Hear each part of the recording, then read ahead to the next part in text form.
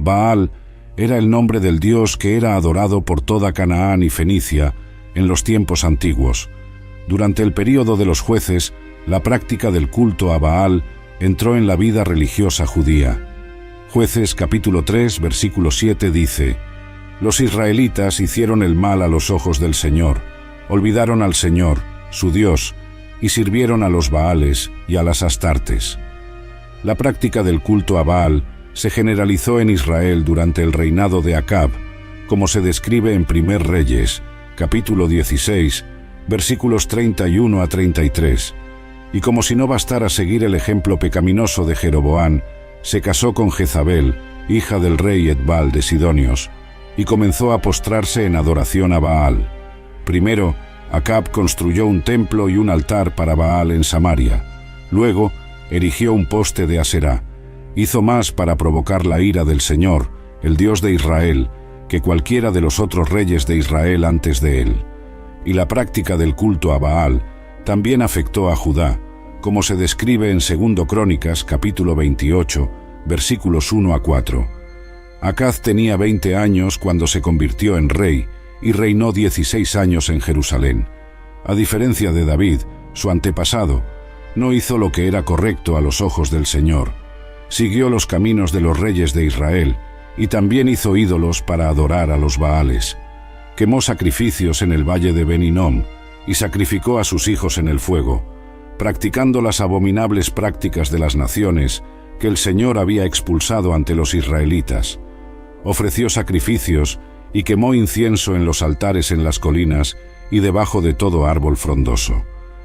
El plural de la palabra Baal es Baalim, que significa señores. Baal era un dios de la fertilidad que se creía ayudaba a la tierra a producir cultivos y a las personas a producir descendencia. En general, diferentes partes adoraban a Baal de diferentes maneras, y Baal demostró ser un dios altamente universal. Diversos lugares destacaban uno u otro de sus atributos y creaban sectas especiales del baalismo. Baal de Peor, como vemos en Números capítulo 25, versículo 3, y Baal Berite, como vemos en Jueces capítulo 8, versículo 33, son dos ejemplos de estas deidades localizadas. La palabra Baal aparece infrecuentemente en el Antiguo Testamento como un nombre personal. La etimología de la palabra muestra que Baal era considerado como el propietario de una determinada localización, limitando su uso a individuos que ya no eran nómadas, sino que se habían establecido. Estos Baales locales eran considerados responsables de la agricultura, criaturas y por la fertilidad de la humanidad. Era crucial conquistar su favor, especialmente en un lugar como Canaán, donde hay pocos arroyos naturales o manantiales, y la lluvia es impredecible. Esto llevó a la adopción de formas extremas en el culto, incluyendo la práctica de la prostitución ritual y el sacrificio de niños. Jueces capítulo 2, versículo 17, en la versión New King James, dice: «Sin embargo, no escucharon a sus jueces, sino que se prostituyeron con otros dioses y se inclinaron ante ellos. Se apartaron rápidamente del camino en que sus padres habían caminado, obedeciendo los mandamientos del Señor. Ellos no hicieron así». Amós capítulo 10, versículo 7, en la versión New King James, dice: «Suspiran por el polvo de la tierra, que está en la cabeza de los pobres, y pervierten el camino de los humildes. Un hombre y su padre entran a la misma joven para profanar mi santo nombre». Jeremías capítulo 7, versículo 9, en la versión New King James, dice: «Robarán, matarán, cometerán adulterio, jurarán falsamente, quemarán incienso a Baal, y seguirán otros dioses que ustedes no conocen». El uso más significativo del título en el Antiguo Testamento es su referencia al gran dios activo de un panteón cananeo.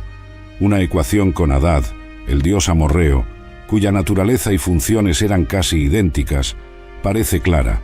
Baal eventualmente ascendió a la posición de divinidad preeminente en la región. Parte de este proceso, según algunos investigadores, puede ser rastreado hasta los escritos ugaríticos. Baal es identificado como el hijo de Dagón, otra divinidad amorrea, posiblemente un dios de la vegetación o del grano, en lugar de él, que era sin duda el jefe original de los dioses cananeos. En Ras Shamra, el antiguo sitio ugarítico, se descubrieron templos dedicados a Baal y Dagón, pero ninguno dedicado a el Baal es retratado en las escrituras usando un casco adornado con cuernos de toro, un símbolo de fuerza y fertilidad. Sostiene un garrote o maza en una mano, probablemente representando el trueno, y una lanza adornada con hojas en la otra, posiblemente representando tanto el relámpago como la vegetación. En esculturas arameas, Baal es retratado montando un toro, lo que puede estar relacionado con las imágenes de becerros de Aarón y Jeroboam, que probablemente se usaban como pedestales para el invisible Yahvé. Anat, referida eufemísticamente como la Virgen Anat, era la esposa y hermana de Baal, y compartía muchas de sus aventuras. El Día del Señor puede haberse originado como una celebración de la victoria de Yahvé sobre las fuerzas del caos, presumiblemente en el Festival de Año Nuevo en el Templo de Jerusalén, en un rito derivado de un predecesor cananeo. Hay evidencias de que Baal y otras deidades cananeas fueron adoradas en Egipto, pero sin llegar a ser una amenaza seria para la religión egipcia nativa.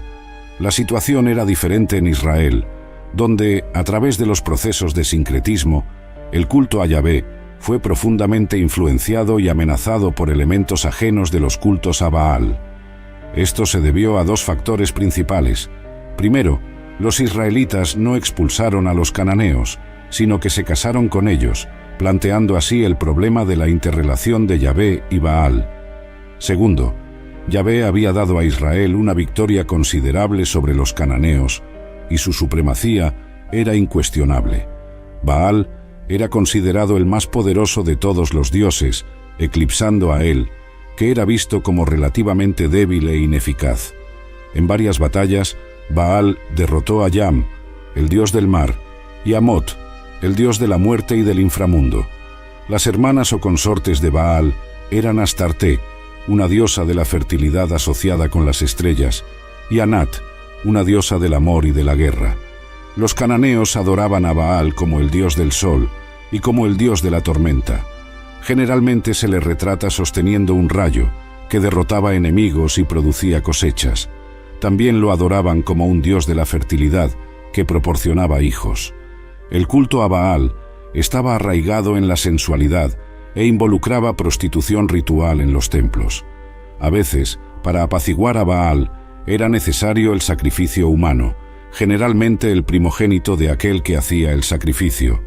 Jeremías capítulo 19, versículo 5, dice: «También construyeron los lugares altos de Baal para quemar a sus hijos en el fuego como ofrendas quemadas a Baal, lo cual yo no ordené ni hablé, ni me vino a la mente». Los sacerdotes de Baal adoraban a su deidad con ritos tumultuosos, que presentaban gritos extáticos y autolesión.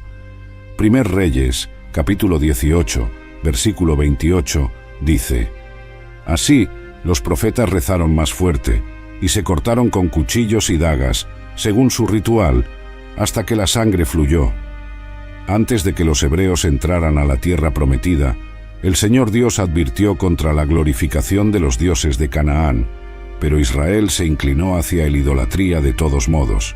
Deuteronomio capítulo 6, versículos 14 a 15, en la versión King James dice: «No seguirán otros dioses, de los dioses de los pueblos que están a vuestro alrededor, porque el Señor vuestro Dios que está entre vosotros es un Dios celoso, para que la ira del Señor vuestro Dios no se encienda contra vosotros y os destruya de la faz de la tierra». El profeta Elías, durante el reinado de Acab y Jezabel, en el apogeo del culto a Baal en Israel, Dios confrontó directamente el paganismo a través de su profeta Elías. Primero, Dios mostró que él, y no Baal, controlaba la lluvia, enviando una sequía que duró 3 años y medio. Primer Reyes, capítulo 17, versículo 1 dice: «Y Elías, el tisbita, de los habitantes de Galaad, dijo a Acab: Vive el Señor Dios de Israel, delante de cuya cara estoy, no habrá rocío ni lluvia en estos años, sino según mi palabra». Primer Reyes, capítulo 18, versículo 30, en la versión New King James dice: «Y Acab, hijo de Omri, hizo lo malo a los ojos del Señor, más que todos los que fueron antes de él. Permítanme presentarles a los tres personajes principales en esta increíble historia bíblica. El primero es Acab, el rey de Israel, que hizo más mal que todos los reyes anteriores combinados. El segundo personaje es Jezabel, esposa de Acab, quien decidió reemplazar la adoración al Señor Dios por la adoración a Baal. Elías, uno de los grandes profetas de Dios, es el tercer personaje. Su nombre traduce como Jehová es mi Dios. Mientras Jezabel estaba destruyendo a las personas y lugares asociados con el verdadero Dios, el Señor envió un hombre cuyo nombre testimoniaba que el Señor Jehová era su Dios. Primer Reyes, capítulo 17, versículo 3, en la versión New King James, dice: «Apártate de aquí, ve hacia el oriente, y escóndete junto al arroyo Kerit, que está frente al Jordán».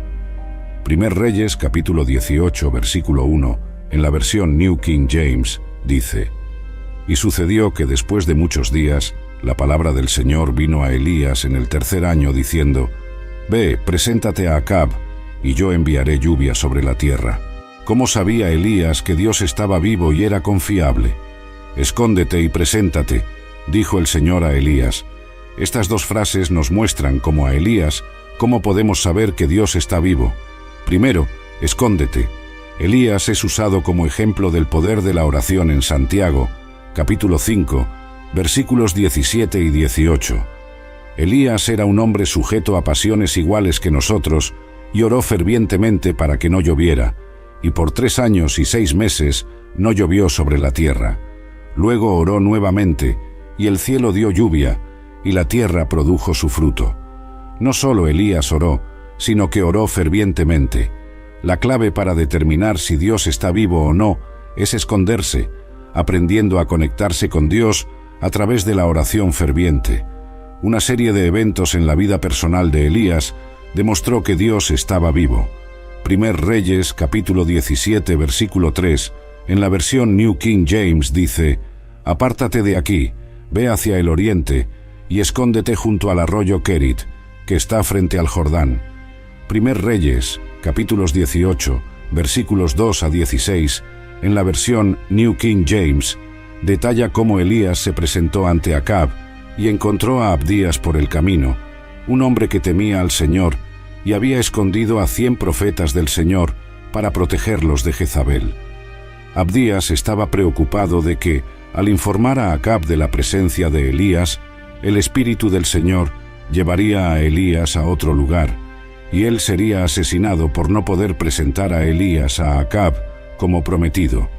Pero Elías aseguró a Abdías que se presentaría ante Acab ese día. Elías entonces se hizo público, organizando un encuentro con el rey Acab, después de 3 años sin lluvia, como había anunciado Elías. Primer Reyes, capítulo 18, versículo 17, en la versión New King James, relata que, al ver a Elías, Acab lo llamó perturbador de Israel. Pero Elías respondió que no era él quien perturbaba a Israel, sino Acab y su familia, por abandonar los mandamientos del Señor y seguir a los Baales. A continuación, hubo el enfrentamiento en el Monte Carmelo, donde Elías desafió a los profetas de Baal a probar que su Dios era real. Primer Reyes, capítulo 18, versículos 19 a 40, en la versión New King James, describe cómo Elías propuso que los profetas de Baal llamaran a su Dios para encender el fuego para el sacrificio, pero no hubo respuesta.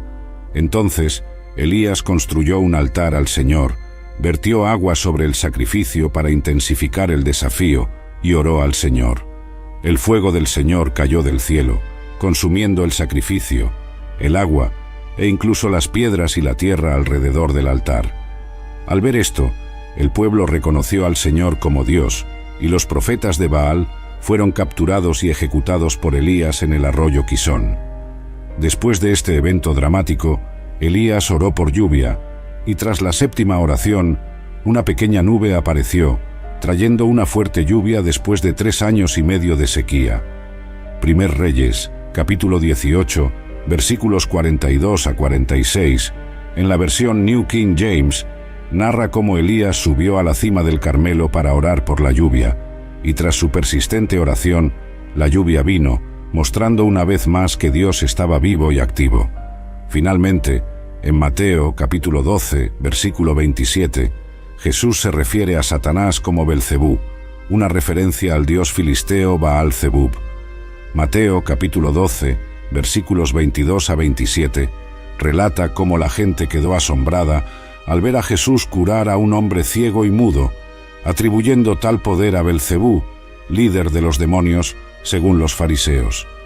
Jesús, conociendo sus pensamientos, los confrontó con parábolas, destacando la incoherencia de sus acusaciones y afirmando que su poder para expulsar demonios era una evidencia de la llegada del reino de Dios, desafiando la autoridad de Satanás.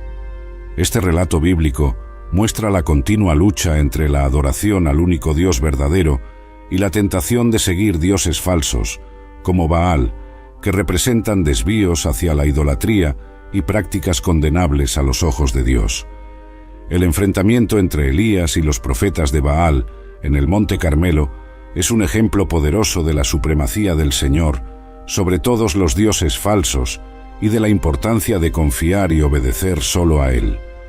El desafío de Elías en el Monte Carmelo no fue solo un punto de inflexión para el pueblo de Israel en aquel tiempo, sino también sirve como un recordatorio eterno del poder de Dios y de la futilidad de la idolatría. Tras el triunfo arrollador sobre los profetas de Baal, la historia de Elías y el subsiguiente retorno de la lluvia simbolizan la misericordia y la redención divinas, incluso después de períodos de desobediencia y alejamiento de Dios. Este episodio resalta una verdad central encontrada a lo largo de la Biblia: el poder de Dios para transformar situaciones desesperadas y guiar a su pueblo de vuelta al camino de la rectitud. La oración ferviente de Elías, que trajo fuego del cielo y posteriormente lluvia para una tierra seca, ilustra la eficacia de la oración sincera y la importancia de la dependencia en Dios.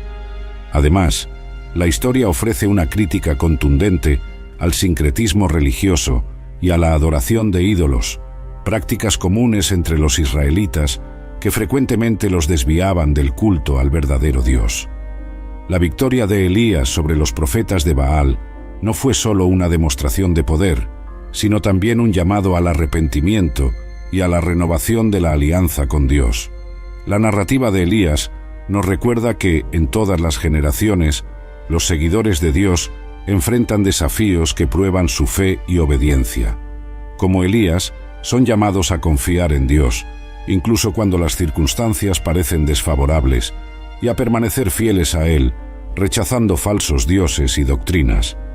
La referencia de Jesús a Belcebú en Mateo capítulo 12 reitera la continuidad de esa lucha espiritual en el Nuevo Testamento, donde Él confronta directamente las fuerzas del mal y demuestra su autoridad sobre ellas. Este pasaje también destaca la irracionalidad de la acusación de los fariseos de que Jesús expulsaba demonios por el poder de Belcebú, señalando hacia la verdadera fuente de su poder, el Espíritu Santo de Dios.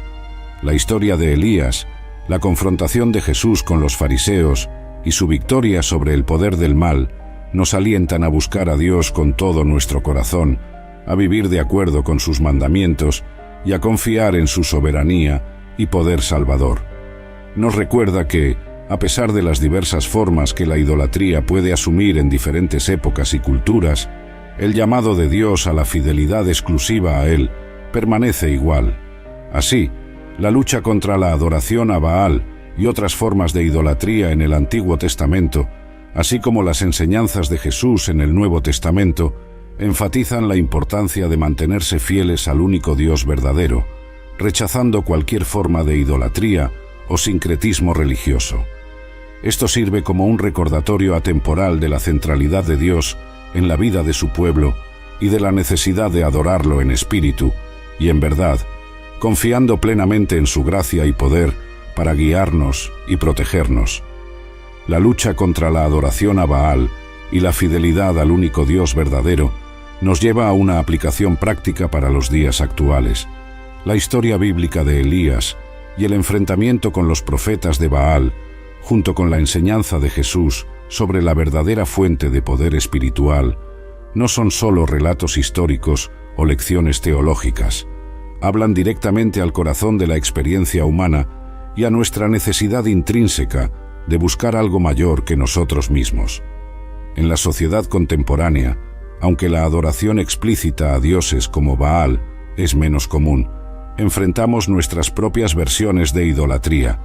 Ídolos modernos pueden tomar la forma de materialismo, poder, estatus, tecnología o incluso relaciones. Estas cosas, aunque no inherentemente malas, se vuelven problemáticas cuando ocupan el lugar central en nuestras vidas, desviando nuestra adoración y devoción del Dios que nos creó y desea una relación personal con nosotros. La lección de Elías nos enseña sobre la valentía de posicionarse por la verdad en medio de una cultura que a menudo rechaza la autoridad divina. Nos recuerda la importancia de escuchar la voz de Dios y de responder con obediencia, incluso cuando eso nos coloca en oposición a la corriente dominante de la sociedad. Además, la respuesta de Jesús a los fariseos destaca la necesidad de discernimiento espiritual. Él desafía la lógica defectuosa de sus acusadores y señala hacia la verdadera fuente de su poder, el reino de Dios manifestado a través del Espíritu Santo. Esto nos recuerda que, en nuestra búsqueda por significado y propósito, debemos volvernos hacia Dios y buscar su reino por encima de todo. Para vivir de acuerdo con estos principios, somos llamados a cultivar una vida de oración, estudio de la palabra de Dios y comunión con otros creyentes. Estas prácticas nos ayudan a mantener nuestro enfoque en Dios, a reconocer y rechazar los ídolos modernos y a vivir de manera que honre y glorifique a Él. La historia de Elías y las enseñanzas de Jesús nos ofrecen esperanza, nos muestran que, no importa cuán desafiante pueda ser el entorno cultural o cuán poderosas parezcan las fuerzas en contra de nosotros, el poder de Dios es supremo. Él es capaz de hacer maravillas en medio de nuestra fidelidad y puede usar nuestras vidas para demostrar su gloria y amor al mundo. Por lo tanto, que podamos inspirarnos en la fe y determinación de Elías y en la autoridad y sabiduría de Jesús para vivir de manera que refleje la verdadera adoración al único Dios verdadero. Que nuestro camino sea marcado por una búsqueda constante de su presencia, guiada por el Espíritu Santo, y que nuestra vida sea un testimonio de su poder transformador y redentor para aquellos a nuestro alrededor. Al considerar la continuación de este tema, es importante reconocer que la jornada de fe en un mundo lleno de distracciones e ídolos modernos no es una tarea fácil. La historia de Elías y las enseñanzas de Jesús nos dan dirección, pero ¿cómo podemos aplicar estos principios en nuestro día a día? Vivir con intencionalidad. Primero, vivir una vida de fe requiere intencionalidad. Esto significa hacer elecciones diarias conscientes que reflejen nuestro compromiso con Dios. Como Elías, podemos ser llamados a tomar decisiones difíciles que van en contra de la corriente de la cultura popular o la opinión predominante. Esto puede involucrar la forma en que gastamos nuestro tiempo, dinero y recursos, eligiendo invertir en actividades que cultivan nuestra relación con Dios y sirven a otros, en lugar de buscar satisfacción en placeres temporales o acumulación de bienes materiales. Cultivar una comunidad de fe. Elías, aunque a menudo se sintió solo, fue sustentado y alentado por Dios. De la misma manera, necesitamos una comunidad de fe que nos apoye.